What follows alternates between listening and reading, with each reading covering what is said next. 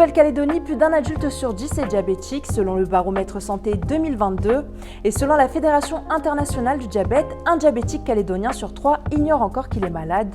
Le diabète, qu'est-ce que c'est? Quels sont les symptômes et les complications? On vous explique. Le diabète est une maladie chronique qui empêche le corps de réguler le sucre dans le sang. C'est lié à un problème à l'insuline, une hormone produite par le pancréas, un organe clé de la digestion. Il existe plusieurs types de diabète. Le diabète de type 1 est souvent détecté chez les enfants, les adolescents ou encore les jeunes adultes de moins de 20 ans, mais il peut survenir à tout âge.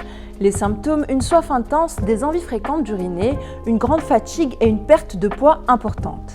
Le diabète de type 2 est le plus courant en Nouvelle-Calédonie. Il apparaît surtout chez les adultes à partir de 40 ans, mais de plus en plus de jeunes en sont aussi touchés. En plus des symptômes du diabète de type 1, on constate des infections urinaires ou cutanées à répétition, une cicatrisation lente et une vision floue. Les causes d'une prédisposition génétique, mais aussi des facteurs liés au mode de vie, une alimentation déséquilibrée, le manque d'exercice ou encore le tabac. Le diabète de type 2 est fortement lié à l'obésité. En Nouvelle-Calédonie, la situation est préoccupante. 38% des adultes sont obèses, mais seulement 5% s'en rendent compte. Une mauvaise gestion du diabète peut provoquer des complications graves. Cécité, maladie des reins, risque d'amputation, infarctus, AVC ou encore des troubles sexuels.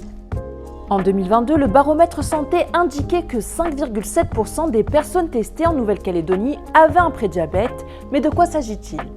Le prédiabète, c'est lorsque le taux de sucre est plus élevé que la normale, mais pas assez pour parler de diabète. C'est un moment clé car on peut encore éviter que la maladie s'installe. Et enfin, le diabète gestationnel apparaît pendant la grossesse, généralement au 2e trimestre, et disparaît après l'accouchement. S'il n'est pas pris en charge, il peut entraîner des complications, un bébé trop gros et des risques de prématurité plus élevés. Selon l'Agence sanitaire et sociale, une mauvaise prise en charge du diabète peut réduire l'espérance de vie de 6 ans. Le diabète est donc un ennemi silencieux qu'il faut dépister. Et vous, quand est-ce que vous allez faire le test ?